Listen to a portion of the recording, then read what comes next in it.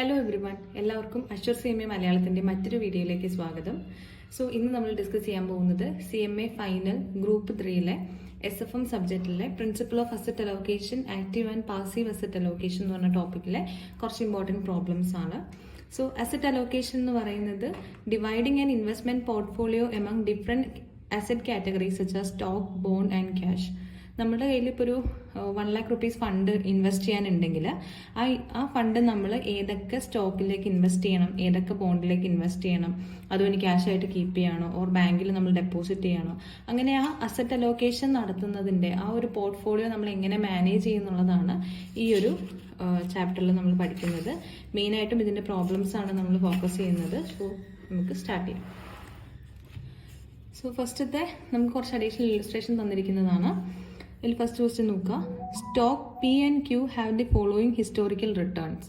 Stock Pനും Qനും നമുക്ക് താഴെ പറയുന്ന റിട്ടേൺസ് ഉണ്ട്. പിയുടെ റിട്ടേൺ നമുക്ക് 2017 തൊട്ട് 21 വരെയുള്ളത് പിയുടെയും Qൻ്റെയും റിട്ടേൺ തന്നിട്ടുണ്ട്.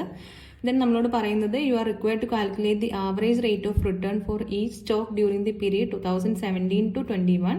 Assume that someone held a portfolio consisting of 50% of stock P and 50% of stock Q. നമ്മളോട് അവർ കാൽക്കുലേറ്റ് ചെയ്യാൻ പറയുന്നത് ആവറേജ് റേറ്റ് ഓഫ് റിട്ടേൺ ആണ്. ഇത് സിമ്പിളായിട്ടുള്ളൊരു പ്രോബ്ലം ആണ്. എന്നിട്ട് നമ്മൾക്ക് അടുത്ത നെക്സ്റ്റ് ക്വസ്റ്റ്യൻ ആയിട്ട് പറയുന്നത് what would have been the realised rate of return on the portfolio in each year from 2017 to 2021. What would be the average return on the portfolio during the period. You may assume that year ended on 31st March. ആ ഒരു പ്രപ്പോർഷനിൽ നമ്മളോട് average rate of return ആണ് കണ്ടുപിടിക്കാൻ പറഞ്ഞിരിക്കുന്ന ക്വസ്റ്റ്യനിൽ. നമുക്ക് stock Pയുടെ 2017 to 21 ഉള്ളതിൻ്റെ return പറയാം. ഒരു ആൾ ഹെൽഡ് ചെയ്തിരിക്കുന്ന പോർട്ട്ഫോളിയോയിൽ സ്റ്റോക്ക് Pയുടെ 50% ആണ്, സ്റ്റോക്ക് Qൻ്റെ 50% ആണ്. അങ്ങനെയാണെങ്കിൽ നമുക്ക് ഈസി ആയിട്ട് എന്ത് കണ്ടുപിടിക്കാൻ പറ്റും? സ്റ്റോക്ക് റിട്ടേൺ കണ്ടുപിടിക്കാൻ പറ്റും. ഫസ്റ്റ് നമുക്ക് ആവറേജ് റിട്ടേൺ കണ്ടുപിടിക്കാം. Calculation of average return on portfolio during 2017 to 2021. നമ്മൾ ഇയർ എഴുതുന്നുണ്ട്, സ്റ്റോക്ക് Pയുടെ റിട്ടേൺ എഴുതുന്നു, സ്റ്റോക്ക് Qൻ്റെ റിട്ടേൺ എഴുതുന്നു. ഇയർ 2017 to 21 ആണ്. 2017 to 2021 വരെയുള്ളതിൻ്റെ സ്റ്റോക്ക് Pയുടെയും സ്റ്റോക്ക് Qൻ്റെ റിട്ടേൺ നമ്മൾ കണ്ടുപിടിച്ചു. റിട്ടേൺ നമ്മൾ എഴുതി. റിട്ടേണിൻ്റെ ടോട്ടൽ എന്ന് പറയുന്നത് 80 ആണ് സ്റ്റോക്ക് Pക്ക്, സ്റ്റോക്ക് Qന് 85 ആണ്. ആവറേജ് എന്ന് പറയുന്നത് ഇത് എത്ര വർഷത്തെ ഡേറ്റയാണ്? 2017 to 21. 1, 2, 3, 4, 5 ഇയറിന്റെ ഡേറ്റയാണ്. 80 ഡിവൈഡ് ബൈ 5 16% ആണ് സ്റ്റോക്ക് Pയുടെ average rate of return. Stock Qൻ്റെ 85 ഡിവൈഡ് ബൈ 5 17% ആണ് ആവറേജ് റേറ്റ് ഓഫ് റിട്ടേൺ ആയിട്ട് വരുന്നത്. നെക്സ്റ്റ് നമ്മളോട് പറഞ്ഞിരിക്കുന്നത് realised rate of return on portfolio കണ്ടുപിടിക്കാൻ പറഞ്ഞിട്ടുണ്ട്. Realised rate of return on portfolio എന്ന് പറയുന്നത് ബേസ്ഡ് ഓൺ പ്രൊപ്പോർഷൻ ആണ്. ഇവിടെ നമ്മളോട് ക്വസ്റ്റിന് പറഞ്ഞിരിക്കുന്നത് ഒരാൾ ഹെൽഡ് ചെയ്തിരിക്കുന്നത് സ്റ്റോക്ക് Pയുടെ 50%ഉം സ്റ്റോക്ക് Qൻ്റെ 50% ആണ്. ലൈക്ക് വൈസ് നമുക്ക് എന്ത് കണ്ടുപിടിക്കാൻ പറ്റും? റിയലൈസ്ഡ് റിട്ടേൺ ഓൺ പോർട്ട്ഫോളിയോ കണ്ടുപിടിക്കാം. സ്റ്റോക്ക് Pയുടെ കേസിൽ നമ്മൾ ഇയർ എഴുതി 2017 to 21. Proportion stock P held ചെയ്തിരിക്കുന്നത് 50% ആണ്. 0.5 ഇട്ടു. ദെൻ റിട്ടേൺ നമ്മൾ അതുപോലെ എഴുതി. പ്രൊപ്പോർഷൻ ഇൻറ്റു റിട്ടേൺ ആണ് എന്ത്? Net return. നമുക്ക് ടോട്ടല് 12.24 റിട്ടേൺ ഉണ്ട്. അതിൻ്റെ 0.5 ആണ് പ്രൊപ്പോർഷൻ, ഒരാൾ ഹെൽഡ് ചെയ്തിരിക്കുന്ന സ്റ്റോക്കിൻ്റെ പ്രൊപ്പോർഷൻ വരുന്നത്. അദ്ദേഹത്തിൻ്റെ ആയിട്ടുള്ള നെറ്റ് റിട്ടേൺ -6.12. അങ്ങനെ ടോട്ടൽ സ്റ്റോക്ക് Pയുടെ 2017 to 21 കണ്ടുപിടിക്കുമ്പോൾ നമുക്ക് നെറ്റ് റിട്ടേൺ കിട്ടുന്നത് എത്രയാണ്? 40 ആണ്. സ്റ്റോക്ക് Qൻ്റെ കണ്ടുപിടിക്കുമ്പോഴും നമുക്ക് നെറ്റ് റിട്ടേൺ കിട്ടുന്നത് എത്രയാണ്? 42.51 ആണ്. ഫൈനൽ ടോട്ടൽ റിട്ടേൺ പോർട്ട്ഫോളിയോയുടെ റിട്ടേൺ ആണ് സ്റ്റോക്ക് Pയുടെയും സ്റ്റോക്ക് Qൻ്റെയും കൂടെ എന്ത് ചെയ്യുക? സം ചെയ്യുക. നെറ്റ് റിട്ടേൺ ഓഫ് സ്റ്റോക്ക് Pയും നെറ്റ് റിട്ടേൺ ഓഫ് സ്റ്റോക്ക് Qൻ്റെ സമ്മായിരിക്കും എന്ത്? Final net return of the portfolio. അതാണ് 82.51. ക്വസ്റ്റിന് പറഞ്ഞിരിക്കുന്നത് average rate of return on portfolio during that period ആണ്. അത് റിയലൈസ്ഡ് റേറ്റ് ഓഫ് റിട്ടേണിന്റെയും എന്ത് കണ്ടുപിടിക്കണം? നമ്മൾ ആവറേജ് റേറ്റ് ഓഫ് റിട്ടേൺ കണ്ടുപിടിക്കണം. 82.51 ഡിവൈഡഡ് ബൈ 5 ഇയേഴ്സിലേക്കാണ്. 16.5% ആണ് എന്ത്? Average rate of return. ഈ പ്രോബ്ലം കമ്പാരിറ്റീവ്ലി സിമ്പിൾ ആയിട്ടുള്ളൊരു പ്രോബ്ലം ആണ്. ദെൻ നെക്സ്റ്റ് നമുക്ക് വരുന്നത് security X and Y have standard deviation of 3% and 9%. Nitin is having a surplus of 20 lakh for invest in these two securities. How much should he invest in each of the securities to minimize risk if the correlation coefficient for X and Y is നമുക്ക് 3 സിറ്റുവേഷനിലെ correlation coefficient എക്സും വൈയും തന്നിട്ടുണ്ട്. എയിൽ -1ഉം ബിയിൽ -0.3യും സിയിൽ 0യും ഡിയിൽ 0.6ഉം. So അങ്ങനെയാണെങ്കിൽ നമ്മളോട് return എത്ര എമൗണ്ട് വെച്ചിട്ട് അദ്ദേഹം 2 സെക്യൂരിറ്റീസിലും ഇൻവെസ്റ്റ് ചെയ്യണം എന്നാണ് ക്വസ്റ്റിന് ചോദിച്ചിരിക്കുന്നത്. സോ നമുക്ക് സ്റ്റാൻഡേർഡ് ഡീവിയേഷൻ തന്നിട്ടുണ്ട്. അദ്ദേഹത്തിന്റെ കയ്യിലുള്ള ഇൻവെസ്റ്റ് ചെയ്യാനായിട്ട് ഫണ്ട് ഉള്ളത് 20 lakh ആണ്. സോ നമുക്ക് ഫസ്റ്റ് എത്ര പ്രൊപ്പോർഷനാണ് അദ്ദേഹം ഇൻവെസ്റ്റ് ചെയ്യേണ്ടതെന്നാണല്ലോ നമുക്ക് അറിയേണ്ടത്. സോ നമുക്ക് ഫസ്റ്റ് അത് കണ്ടുപിടിക്കാം. Computation of investment in securities. Security എക്സിലും സെക്യൂരിറ്റി വൈയിലും എത്ര എമൗണ്ട് ഇൻവെസ്റ്റ് ചെയ്യണം എന്നാണ് ക്വസ്റ്റ്യൻ ചോദിക്കുന്നത്. സോ അത് ഫൈൻഡ് ഔട്ട് ചെയ്യാനായിട്ട് ഫസ്റ്റ് നമുക്ക് എക്സിൽ എത്ര എമൗണ്ട് ഇൻവെസ്റ്റ് ചെയ്യണം എന്ന് നോക്കാം. സെക്യൂരിറ്റി എക്സിൽ. സോ സെക്യൂരിറ്റി എക്സിൽ ഇൻവെസ്റ്റ് ചെയ്യേണ്ടതിന്റെ ഇക്വേഷൻ അങ്ങനെ തന്നെ നമ്മൾ മാൻഡേറ്ററി ആയിട്ട് പഠിക്കണം, ഇത് തിരിഞ്ഞു പോകരുത്. സോ സെക്യൂരിറ്റി എക്സിലെ പ്രൊപ്പോർഷൻ ഓഫ് ഇൻവെസ്റ്റ്മെന്റ് എന്ന് പറയുന്നത് standard deviation of Y square minus covariance of X Y divided by standard deviation of X square plus standard deviation of Y square minus 2 covariance of X Y. So ഇവിടെ standard deviation of Y square Y എത്രയാണ്? Y 9% ആണ്. So standard deviation of Y square എന്ന് പറയുമ്പോൾ 9 × 9 81 വരും. Minus covariance of X y. നമുക്ക് ക്വസ്റ്റ്യനിൽ covariance തന്നിട്ടുണ്ടോ? തന്നിട്ടില്ല. പകരം നമുക്ക് തന്നിരിക്കുന്ന കോറിലേഷൻ കോഎഫിഷ്യന്റ് നമുക്കറിയാം, സ്റ്റാൻഡേർഡ് ഡീവിയേഷനും നമുക്കറിയാം.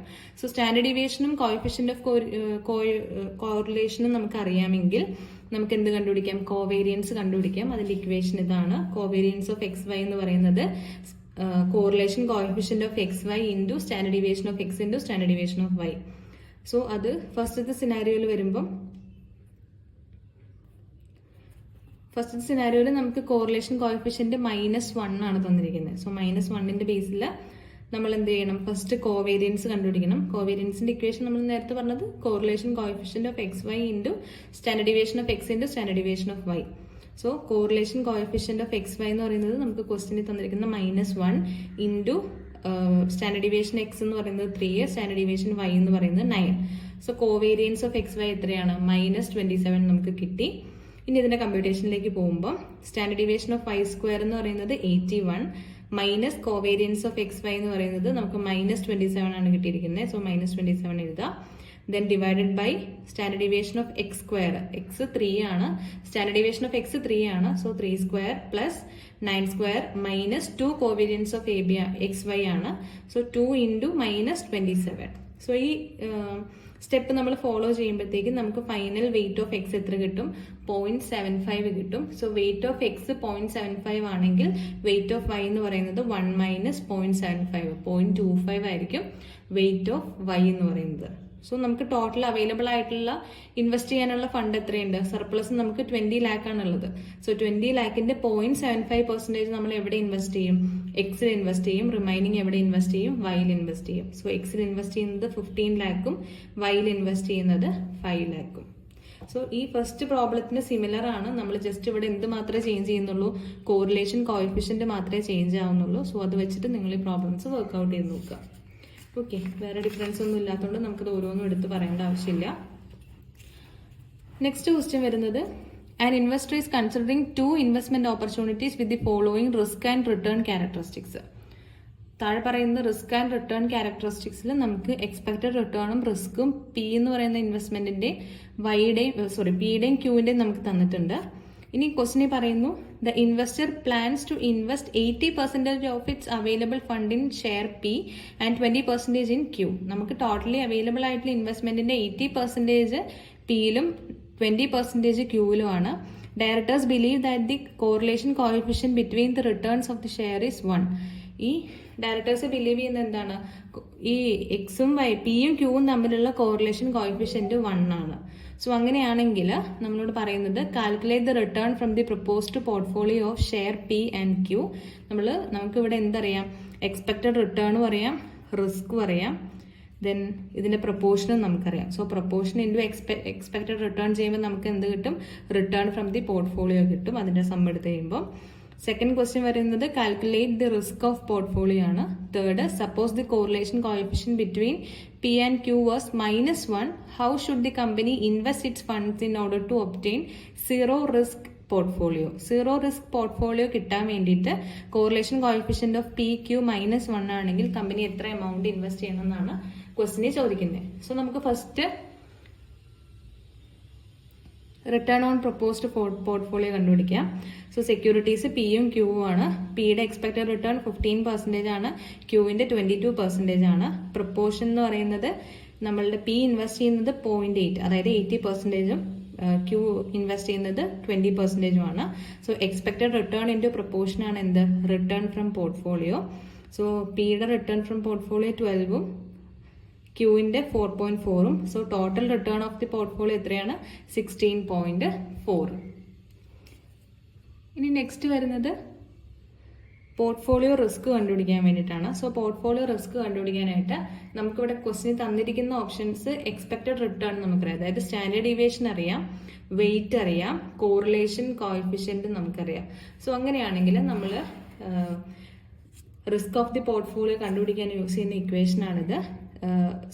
Standard deviation of P Q, risk എന്ന് പറയുന്നത് സ്റ്റാൻഡേർഡ് ഡീവിയേഷൻ ആണെന്ന് അറിയാലോ. So standard deviation of P Q is equal to standard deviation of P square into weight of P square plus standard deviation of Q square into weight of Q square plus 2 into standard deviation of P, ഇതിവിടെ square ഇല്ല, അത് wrong ആയിട്ട് എഴുതിയിരിക്കുന്നതാണ്. Standard deviation of P into weight of P into standard deviation of Q into weight of Q into correlation coefficient of P Q. ഇവിടെ correlation coefficient ആണ്, ഇതിൽ standard deviation ആണ് എഴുതിയിരിക്കുന്നത്. സോ അത് ചേഞ്ച് ചെയ്തേക്കാം. ദെൻ ഇതിന്റെ റൂട്ടാണ്, ഇതിന്റെ സ്ക്വയർ റൂട്ട് ഓഫ് ഈ പറയുന്ന നമ്മൾ നേരത്തെ പറഞ്ഞ ഇക്വേഷൻ ആണ്. Then standard deviation of P നമുക്കറിയാം 3 ആണ്. So 3 square. Weight of P എന്ന് പറയുന്നത് 80% ആണ്. So 0.8 square. Standard deviation of Q എന്ന് പറയുന്നത് 7 ആണ്. So 7 square into weight of Q എന്ന് പറയുന്നത് 20% ആണ്. So 0.2 square. Then correlation coefficient of P Q എന്ന് പറയുന്നത് നമുക്ക് ക്വസ്റ്റ്യനിൽ ഇവിടെ പറഞ്ഞിട്ടുണ്ട്. അതിന്റെ കോറിലേഷൻ കോഎഫിഷ്യന്റ് 1 ആയിട്ട് എടുക്കാനാണ് പറഞ്ഞേക്കണേ. സോ 1 എടുത്തു. സോ അങ്ങനെ നമ്മൾ റൂട്ട് കണ്ടുപിടിക്കുമ്പോൾ നമുക്ക് എത്ര റിസ്ക് ഓഫ് പോർട്ട്ഫോളിയോ ആണ് കിട്ടുന്നത്? 3.8% ആണ് portfolio risk of the portfolio ആയിട്ട് കിട്ടുന്നത്.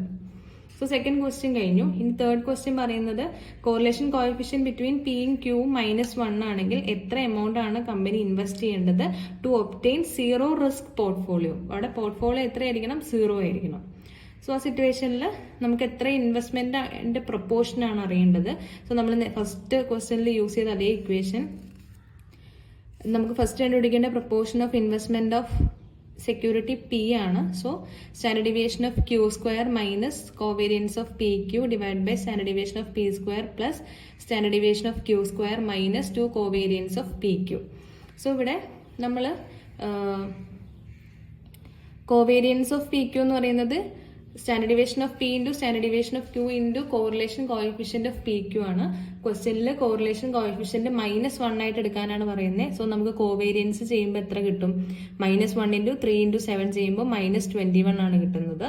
സോ അതിന്റെ ബേസിസിൽ എന്ത് കണ്ടുപിടിക്കുക? ഈ ഇക്വേഷനിലേക്ക് ബാക്കി ഡീറ്റെയിൽ അപ്ലൈ ചെയ്തിട്ട് നമുക്ക് വെയിറ്റ് ഓഫ് പി കിട്ടും. വെയിറ്റ് ഓഫ് പി കിട്ടുന്നത് 0.7 ആണ്.